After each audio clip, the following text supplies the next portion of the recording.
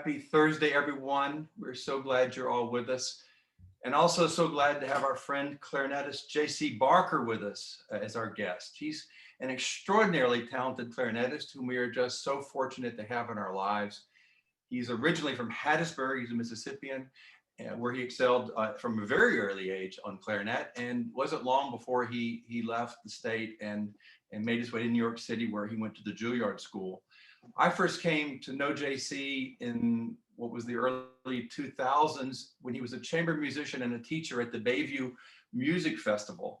And at that time, he was making his home in Arizona, where he was also principal clarinetist. Since that time, he's been the principal clarinetist for many years at the Mobile Symphony.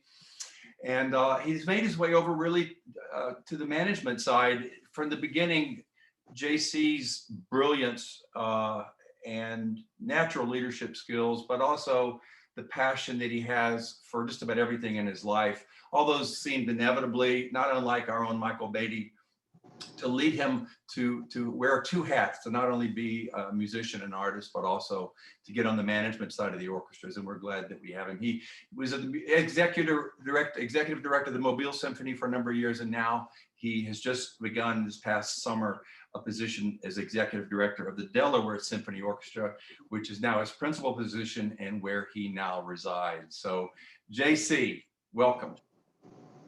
Good to be with you, Kraft. Great to see you all. We've been looking forward to this conversation for really months now. And I do want to say before we continue with JC that he has brought a number of performance excerpts that we'll be listening to in the course of this hour as well. So JC, we really need to start at the beginning because you are a Mississippian. It's not the only reason you're with us, but one of the reasons. You've also soloed with our orchestra and since I've been here. So let's start with your Mississippi roots. Tell us about growing up in Hattiesburg and maybe where music first came into your life, if we want to go that far. Wow, well, it's a long story. Yeah, I did grow up in Hattiesburg. My parents were World War II people, and I was the last of four children. I had two older brothers and an older sister, and by the time I came around, I was not really an afterthought, but I was raised I kind of raised myself in a bit of ways. I wouldn't say we were exactly feral, but I don't remember ever having a bedtime, for instance. I think by that point, my parents were just tired. But one of the great things about being raised by people of that generation, my father had an amazing collection of classical music. And he loved music and would love to sit and drink whiskey and smoke cigars and listen to Toscanini conducting Beethoven. And so that's what I grew up listening to. And it was kind of the soundtrack of my life. I also was one of the big things that I remember distinctly, and I don't know if anybody here remembers this, but the NBC Nightly News with Chet Huntley and David Brinkley, for their theme, they used to play the scherzo from Beethoven's Ninth Symphony. And I distinctly remember that. That really was a soundtrack of my childhood. It was during Vietnam, and I remember that music, that bump-a-dum, it had this sense of gravity to it that was related to the war, and then of course later to the politics of the late 60s, early 70s, and Watergate, et cetera, et cetera. But those are my earliest memories. But, I was just a Southern boy. I grew up, just in Hattiesburg, like I said, with older brothers and a sister. But I found my way into high school band. And that's really where it started. Public school. I'm a product of public schools. I remember distinctly that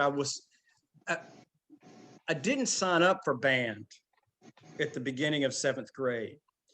And it was about a month and a half or 2 months into the year. And I saw people that were carrying these cases, these instrument cases. And I actually decided to play the clarinet because I liked the way the case looked. And so I said, I want to play whatever's in that. And That's what it was. And so we went down to the music store and I don't know, got a clarinet and Bundy. It was a Bundy clarinet. you know, it might have, no, it wasn't a Bundy, but there were plenty of Bundys. And it was an Artley clarinet, but it was made out of plastic, definitely made out of plastic. So seventh grade, and I Yeah. started clarinet in the seventh grade as well Mhm. in the band program. And Right. it's just interesting that you're sharing that particular side of it, because I did not want that plastic case, that little small plastic case with the clarinet in it. I wanted to play trumpet, and I had a mouthful of braces. Oh, wow. And so they said, you can't play trumpet. Well, then I want to play trombone. I can't, saxophone, I couldn't play. They said, here, we need this. And they handed the case to me and said, don't open it until Monday. Because Wow. clarinet, you have to put it together. It's in 6 pieces. So Yeah. of course you ran home and you put it together, but it was fascinating what was in that case. It was that case. Yeah, it was. It was definitely the case. But the other part of this that's even better is that I was horrible. I was absolutely horrible. But you've mentioned that from the beginning, your mother was very supportive and wanted to make sure that you had private lessons from early. Yeah, my mother, and I see Tammy here and Leanne here, who are dear friends of mine. Leanne in Jackson and Tammy here in Mobile, and they know stories about my mother. She was a really interesting piece of work. She was a really classy lady, and she somehow knew early on, because there was a university in Hattiesburg, that they had a great music school, and surely there was somebody there that could teach clarinet. And so pretty quickly,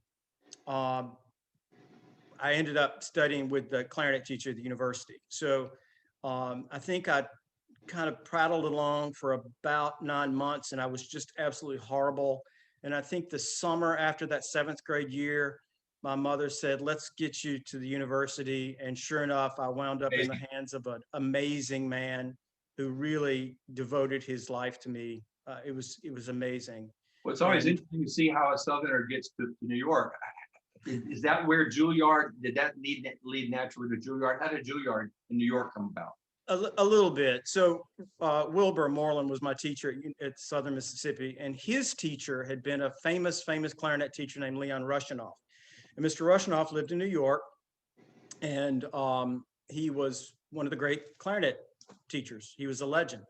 And so Mr. Moreland made arrangements for me to meet Mr. Rushinoff. I went to New York and met Mr. Rushinoff and started to study with him. Mr. Rushinoff taught at Juilliard, and long story short, he's the reason, and he's how I ended up there. So my transition from Mississippi to New York was aided by my teacher in Hattiesburg, and then Mr. Rushinoff, his teacher. So. And you also studied with the great Stanley Drucker, who was the principal clarinetist. Stanley, yeah, Stanley is just retired. Well, not just retired. I think he's been retired now 10, 15 years, but he was principal clarinet in the New York Philharmonic for decades. I think he was the longest serving principal wind musician ever. And unfortunately, my 2nd year in New York, Mr. Rushinoff died. And I was left without a teacher. And because Stanley had studied also with Mr. Rushinoff, to keep within the lineage, I was moved to Mr. Drucker. So I stayed with Stanley. So it's kind of a direct line. It's time to get to Mozart, or to the Brahms clarinet quintet. But sure. One of the things I've always loved about your playing has been your sound. Have you always had a beautiful sound, or can we, now that I know that you studied with Stanley Drucker, can we credit him? Because he also had a beautiful sound and he worked on tone. Can we credit that to him, or is it a great deal of your talent mixed in with his? I don't know. That's a really good question. I think that a lot of sound is physiological. I don't want to get way off in this and bore people, but I think that you're kind of born with a sound. I think that the teachers I had, all of them were great teachers in that they taught me to listen to singers, and they taught me to sing when I played, not just play in a box, not just to play the clarinet, but to play music.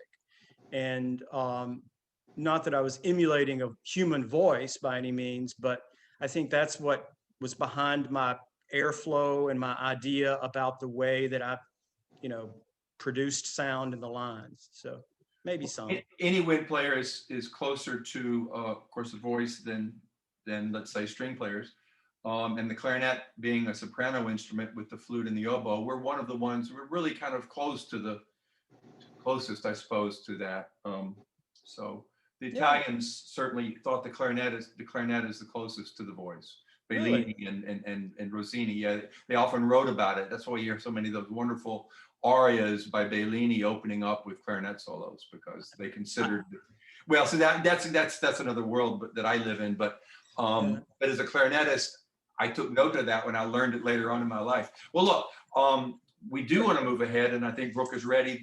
We're going to begin with a relatively short excerpt, 3 minutes, but this is music from this is very opening minutes of the beautiful clarinet quintet for solo clarinet with string quartet, written right at the end of Johannes Brahms' life. This is music with J.C. along with the American String Quartet.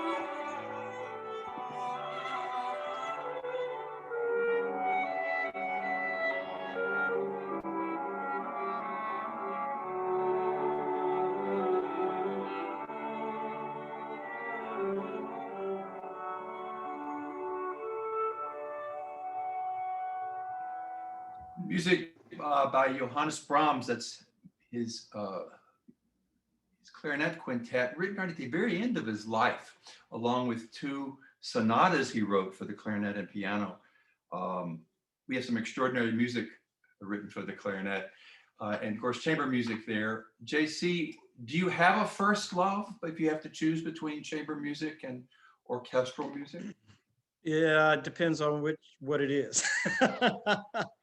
No, I think all musicians really have a special place for chamber music, um, because it's so intimate, and it's you working with colleagues, and it's communicating on a completely different level. That said, uh, orchestral playing is an entirely different sensation, and it's an amazing experience. Um, it's something I've always wanted to pluck a member of an audience out and put them next to me to experience that sonic. And I'll just interrupt and say, sorry for interrupting, but you're right in the middle of the orchestra. The clarinet sits, if you think about it, in the very center of the orchestra, the principal clarinet. And it's the best place to be, probably. Yeah, it's pretty amazing. And to it's hard, it's really hard to put into words. And at this point in time, of course, not to get way off on this, but we're dealing with all kind of plexiglass and other things that are involved. But even in normal times, a lot of times wind players like to have sound shields behind them so that they don't hear, or they're not overwhelmed, their hearing's not overwhelmed. I was always the exception to that rule. I was always the one that said, no, sit me right in front of the trumpets. I want to hear everything. I want all the experience. I want the entire world of sound around me. I see Lisa here also, Lisa Davis here, Lisa with us, and Lisa and I have played an orchestra before together. And so, she knows that about me. I don't like any sound shields. So I'm kind of an all or nothing guy. And so I want the full experience. But saying that about chamber music, symphonic music, there are moments in any number of pieces that kind of transport you. And the way I can explain it is just, it's almost a sense of chills that go repeatedly up your spine when you're having that kind of experience. Everybody's different, but I was blessed with not the idea, but I was blessed with the ability to feel all of that. And it's an amazing thing. It's an amazing thing. I think that's what so many of us, that's one of the highs that I think we all live for, and that we're in the industry for. Listening to you play the Brahms, it occurs to me to just touch on this fascinating aspect of the clarinet repertoire that we have, so, especially compared to the violin and piano, we have really so little repertoire, but oh, what repertoire we have. We have the last concerto that Mozart ever wrote. We have these last three chamber pieces that Brahms would write. We have music by the two Debussy pieces Stravinsky wrote for the clarinet, Copland.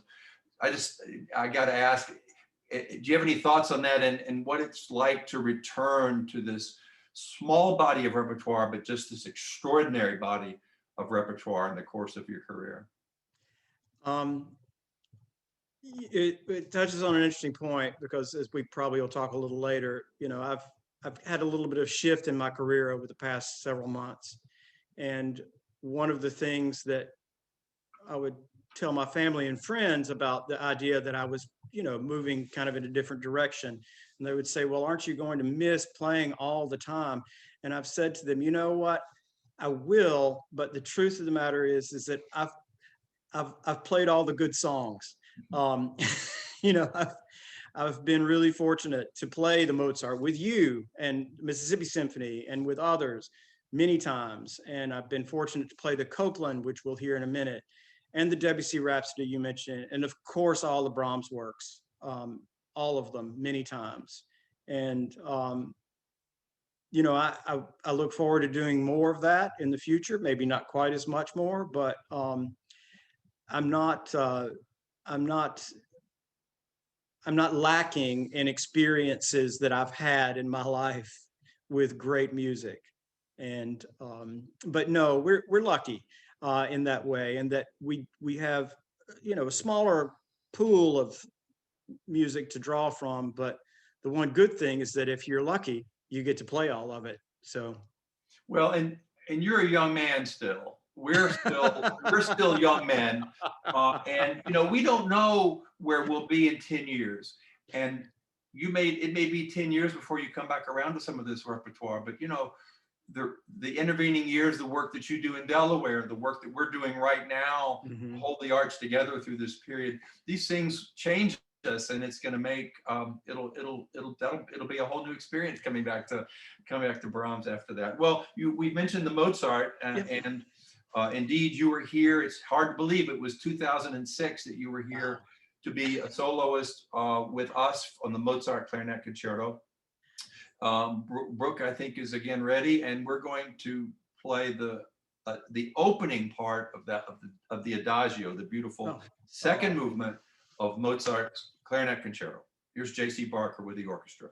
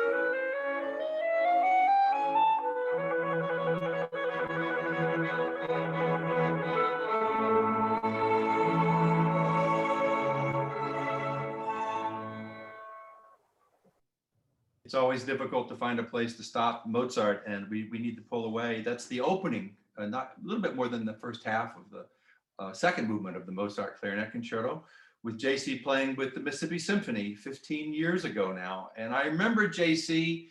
As we were ending that second movement that night, that and I think it almost comes across as bad as Zoom sound is. I think that the magic of that performance does come across.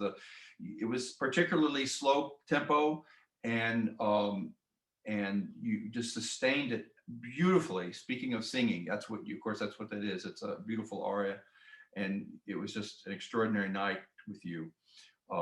We need to get you back if we can get you playing again.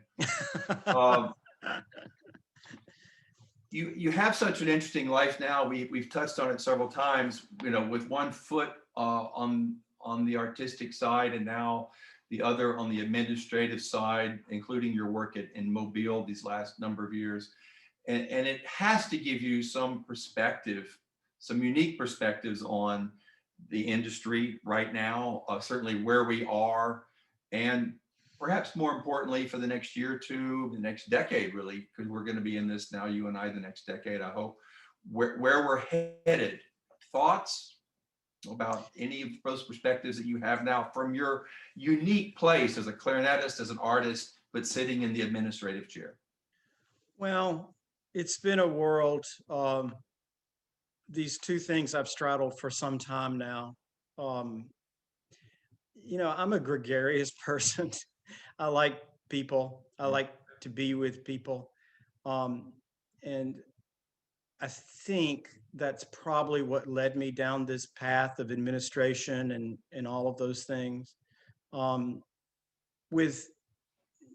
all the orchestras and groups that I've worked with, chamber music groups, orchestras, anything that I've done, the one of the best parts to me is the people that are there, the people that are supporting it, the people that invest in it, quite honestly, the people that have skin in the game. And it's a community that we've got in all of these places in the United States. They exist there in Jackson and around. They exist in Mobile, where I was. They exist in any city that has a symphony. It's almost like a community. It's not almost like, it is a community of people, like-minded people that recognize that particular type of beauty. But I always like talking to those people. And the other thing too is that because of my background and my training, the musicians among themselves have always been what I've considered a family too. And I've never really thought of myself as particularly maternal, but I've always felt like I needed to be to help in those regards. I don't know if that's leadership or what it is, but I started out as a personnel manager way back when I was in Arizona, and I was working with all the musicians in the orchestra and hearing all of their issues, problems, desires, things. And then I would also hear the side of the donors and things that they would want. And I would work with the music director.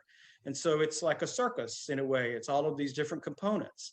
And I found it to be fascinating. And it led me down this road. At the same time, I was still sitting in the middle of the orchestra performing. And so it brought that aspect, or brought that perspective to it all. As far as where we are now and where we're going, I think that we all know it's a really strange time. And I think the biggest problem that we all have, that we're trying to now, through exactly what we're doing right now, is to maintain some connections. And I think that it's going to show us really who our family is. And I think that's incredible. I think it's wonderful. I'll be interested to see, as you, Michael, and Brooke and I were talking last night, about what the other side of this will look like. Who will bring through it with us, and find the people that are really hungry for what we do. And I'm excited about that. But it's been an interesting journey. I don't know a lot of people that have done what I'm doing now. And that is that moved from the ranks of working as a performing musician to the top leadership rank of a large organization.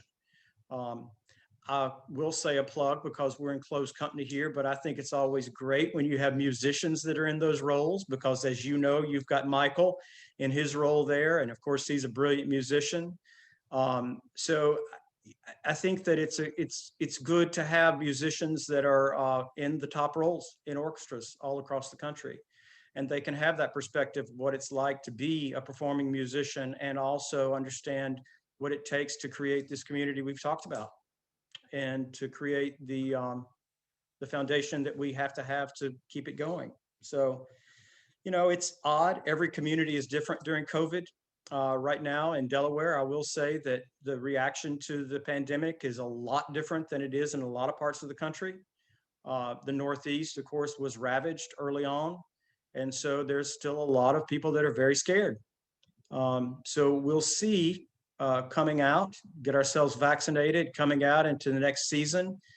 I think it's going to be a creeping in a little bit for all of us. But here again, every community will be different.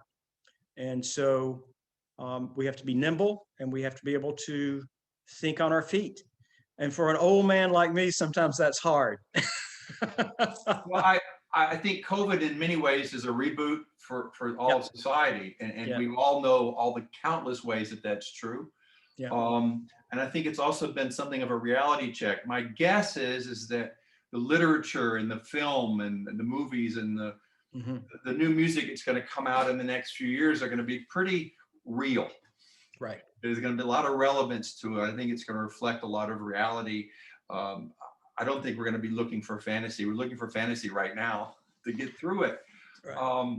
And I guess what I'm saying is that I'm kind of excited. I'm very excited about what I see as an emerging trend towards some real relevance in the repertoire that's emerging in our country. The composers today are much more equal as far as representing women, in particular women composers and persons of color, and some of the issues that are very real in our lives. And I suspect that what we're living through now is going to make that even more true for our industry. And at the same time, I'm real quick going to say, and I want to see if you have any thoughts on it. What I'm hungry for right now is Dvorak's New World Symphony and Beethoven's Eroica. We also want that grounding of what we love about the greatest music ever written. And I think we're all waiting for the arts to give us, in many ways, both of these things, to speak for us in a way that nothing else really can. I think you're exactly right. But as you said, Beethoven Eroica and the New World Symphony and these things, going back to my experience of being in the orchestra and having the sonic experience, it's kind of a awkward segue into what I want to say. And that is that because we've all, for the past 9 months, been in the world of this box that we're in, and we've all, for the past 9 months, been secluded. When we can, we have to go back. We have to go back and let ourselves experience this in person. We have to be able to have that same experience I was talking about, that wave of chills that go down you. And honestly, I've not had that experience in this kind of a setting. That magic that is live music is not something we can encapsulate and reproduct post-COVID. We've got to be back, and it's going to take time and it's going to take patience. But those pieces, Beethoven Eroica and the New World Symphony, and those kind of amazing pieces that do send those chills up your spine, that's what I'll be really interested to see the reaction to when we are back. Because I think that as an industry, we've used a lot of the same repertoire that we know is tried and true over the years. And, people love hearing the Beethoven Fifth Symphony. They love all of these things. But after so long a break, what people's new experiences are going to be to those pieces is going to be fascinating. And it's going to be something that we've not been able to experience, any of us in our lifetimes. None of us had this sort of seclusion from society. So it's very exciting. I'm looking forward to it. But like you said, Crafton, I do think it's a reboot. And I think that we're going to find that people's reactions to live music is different than it was before. And I can't help but to think that in many ways it'll be better. Well, there's a great deal of poignancy in the music we're about to hear. Aaron Copland wrote a beautiful clarinet concerto, a very exciting clarinet concerto. And we're going to hear the opening. Gosh, it's hard to find a stopping place. We're going to go probably as much as 6 minutes now on the opening measure, opening section, the first half of the clarinet concerto by Aaron Copland. This is J.C. rather just 5 or 6 years ago, soloing with the Mobile Symphony Orchestra.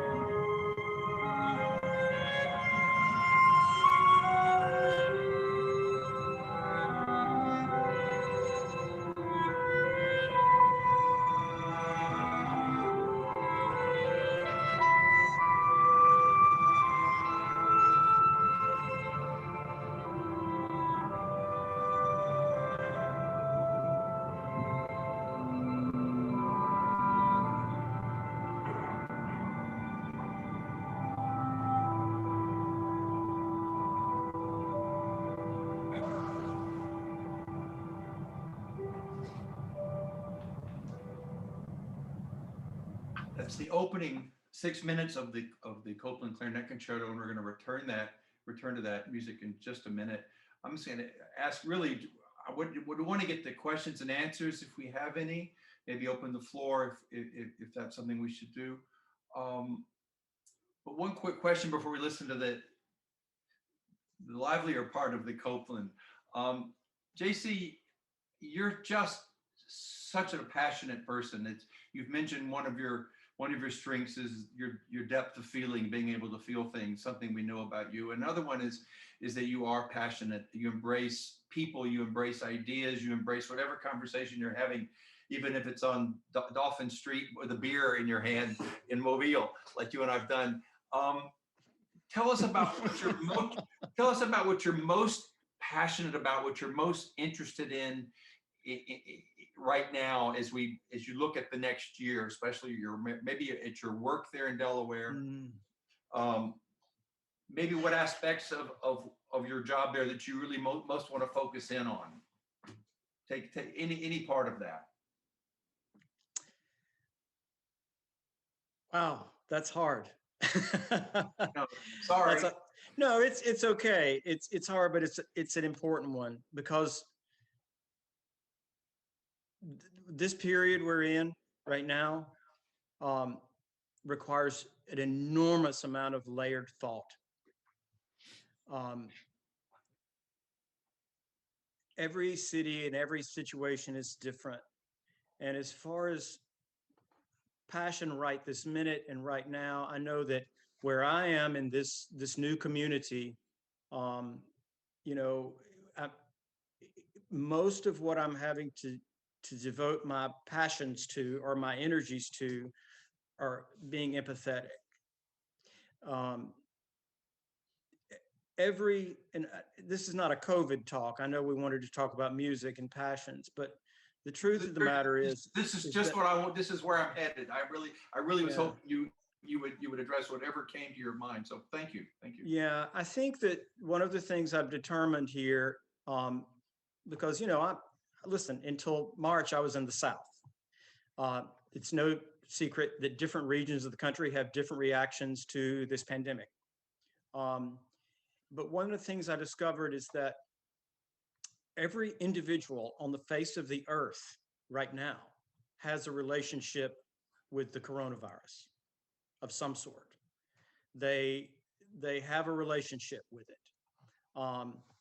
Where I am now, every member of our orchestra in Delaware each has a relationship with their fears, with their expectations, with their fears, quite often fears. All of the staff do, all of the board do, all of the donors do, everybody, every single human. And one of the things I realized in my current position that I had to do was that I had to become a clearinghouse as a leader. I had to be a clearinghouse for all of these people's thoughts and fears, and somehow gently and empathetically guide the boat through what we're doing. And so far, so good.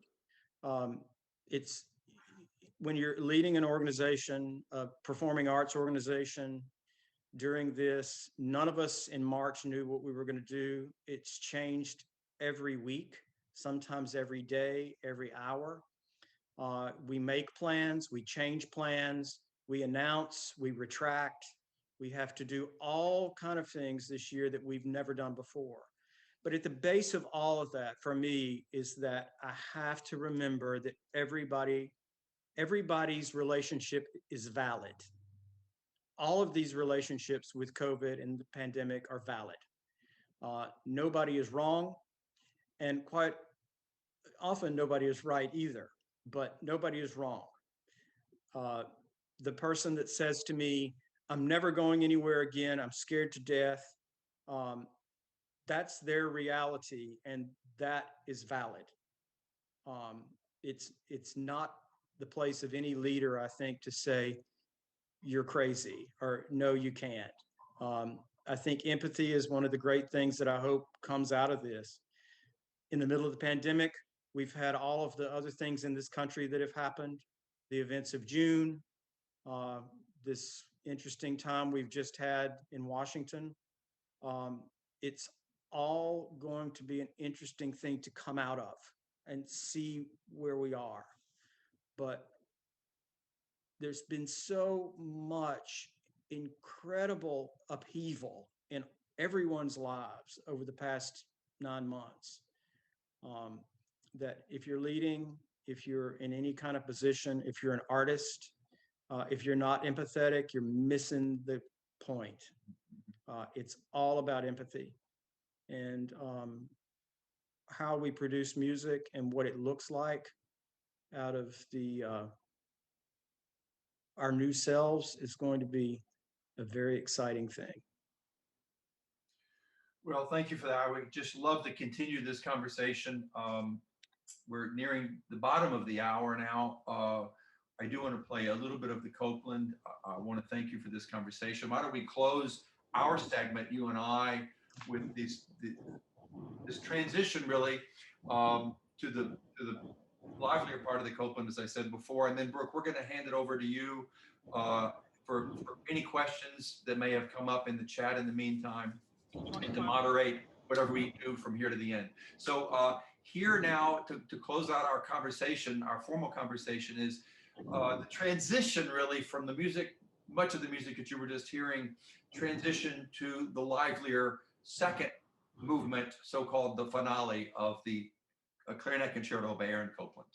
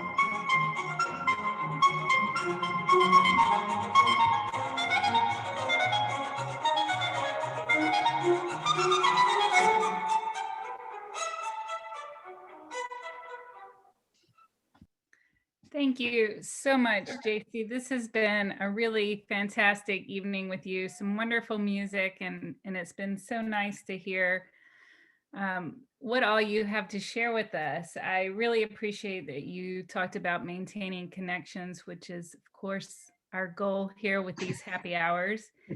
And we are here with our MSO family.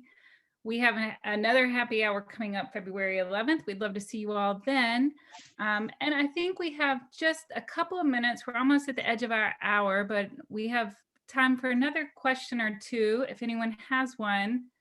I do believe Lisa Davis, if you're still here, you had a question for JC. Would you like to ask that at this time? And if so, you'll have to unmute. Thank you. Hey, Lisa. Hi, JC. How are you? Oh, good. How are you? I'm good. It's good to see you. Good to see you. I don't remember word for word what I emailed you, Brooke. I can kind of elaborate and kind of be on the same subject. I was interested to know, how have you handled arriving in Delaware and dealt with getting a season up, including string players and also wind players? I saw the picture on Facebook of all of the cubicles, but I thought it would be interesting to know what another orchestra similar to our budget range is doing. And so from the time you got there to now, how have you handled all of that? Oh my. Version. It's kept me busy. Yeah, I bet. No, I mean, there's a long answer, but I'm not going to give it to you. Yeah. I think that going back to what I said, I had to listen a lot. And that's really it. I had to listen a lot. And of course, if I think back now to May, when I arrived here, I got here on the 14th of May, and the entire city was shut down. And when I say shut down, I mean shut down completely. I was here, and then 2 weeks after I arrived in Wilmington, we had riots in town. So it was a fascinating and disturbing time to arrive. But as far as planning goes, even before I got here, we had made some shifts, much like I'm sure you've done there, to the season and what we offer. But what happened over the course of the summer is, going back to what I said earlier, empathy and listening to everybody. I had to listen to each musician's concerns about being on the stage together. And every orchestra has to make their own decisions about how they feel safe. And ours involved following protocols that involved thousands of dollars worth of plexiglass. And so we did do that. We were able to do that. And we've figured out what we think is working for us. We're very careful. Our protocols for being on stage together are strict, and we follow them.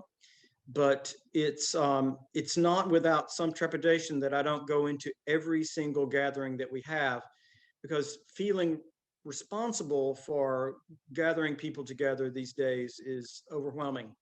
And we can do what we can, but it's hard. To put a silver lining on this, which I think we all need, is that once we're past this, can you only imagine, Lisa, the amount of connection the musicians will actually have? Can you imagine how their ears are going to be just starved for that kind of communication that all musicians in an orchestra have to have? That's why I'm so excited to get on the other side to do that Eroica Symphony that Kraft talked about, and that New World Symphony, to see the excitement and the electricity that's going to go into all these performances. Not to say that we were jaded before, but we certainly will be different now. Thank you so much. Thank you. Thanks for sharing that with us. We have kept you all over our hour, and we so appreciate you being here. We really appreciate you, JC, spending this time with us for the last 2 evenings getting ready here. So I'm I'm gonna ask that if anybody wants to unmute, we can do that, and we can all say good evening to each other, and we hope to see you back at the next happy hour that we have. Thank you. Before I, Thank you. Bye. thank you. J.C. Thank you. Betty Shornick here. And when I saw that you would be headlining this happy hour, I couldn't wait to see you again. I can't believe it was 15 years ago that I hosted a Cliff Notes on the Friday before you did the Bravo concert. And so I'm not in that house anymore, but I have great memories of the occasion when I was able to be with you in my home. So that was great fun. Crafton, I think you were there. Michael, I think you were there. And it was great fun. Betty, I remember so much that, and I remember your glorious house there right off. You were right. Let's see, I know the neighborhood. You were right there. Leftover. I was in Leftover as Right. opposed to Eastover. That amazing house. I remember that It beautiful was. mid-century house that you Yeah. were in. Oh Yeah. my gosh, it was great. Yeah. It's great. It's fun to And see you. I can't believe it's been that long. it has been that long. And some of you might know that I actually have family still in and around Jackson, but my family was in and around Jackson growing up. And I remember Briarwood, you were kind of off Briarwood there, right? Not Briarwood, Not too far. Ridgewood. You were off Ridgewood. Yes, Exactly. off Ridgewood. Off Ridgewood. My aunt and uncle had a big house on Ridgewood Road when I was growing up, and we would go there, and the neighborhood's changed. It's a lot Yeah. busier now than Yeah. it was in 1968. So Yeah. yeah, And thank you for today. We really Thank enjoyed you. taking a little step back through memory lane. Well, it was memory lane for me too. That Mozart was a long time ago. And all of those pieces, it's a strange thing to think about, but when you're in the front of the orchestra on the stage performing, it's almost hard to remember what actually happened, because it's quite an interesting sensation to be doing that. So, but Betty, I'm so glad you said something, and thank you so much. Thank you. This has been such an uplifting evening. Happy hour cheers to each of you.